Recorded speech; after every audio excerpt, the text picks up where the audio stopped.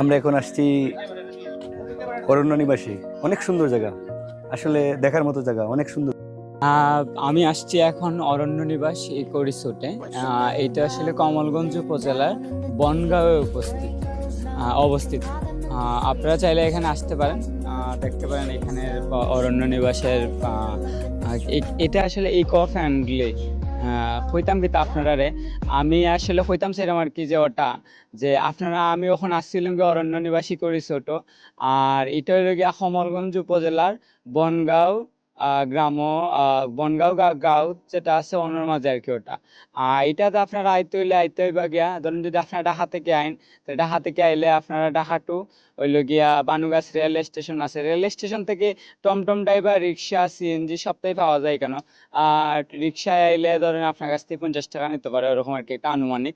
আর আপনি যদি ধরেন সিএনজি দিয়ে আইন, তাহলে এখানে একটা লোকাল সিএনজি আছে, একলা আইলে ধরেন একলা 10 টাকা ওরকম নিতে পারে, 10 টাকা, 15 টাকা, 20 টাকা, যার কাছ থেকে যত নেওয়া যায় আর কি। তবে 20 টাকা পর্যন্ত একটা রেঞ্জ আছে, 20 টাকা পর্যন্ত নেয় আর কি। আপনারা চাইলে এখানে আইতে পারেন, যে একটা সুন্দর জায়গা তাহার লাগিও।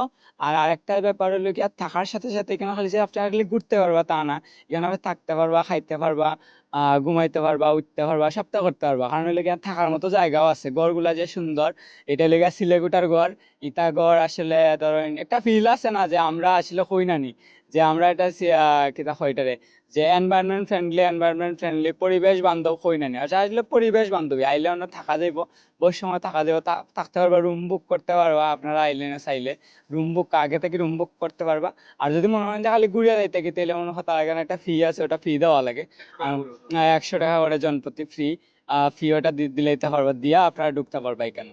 আর থাকতে পারবা, থাকার লাগে আগে বুকিং নেওয়া লাগবে, যে আপনি দেখতে পাবেন যে আপনার বুকিং টুকিং আছে কিনা, না এটা দেখা লাগবে আর কি। তার অফিসিয়াল নাম্বার আছে, তার অফিসিয়াল নাম্বারে কল করলে এটা দেখা যাবে আর কি, আপনারা বুঝতে পারবেন।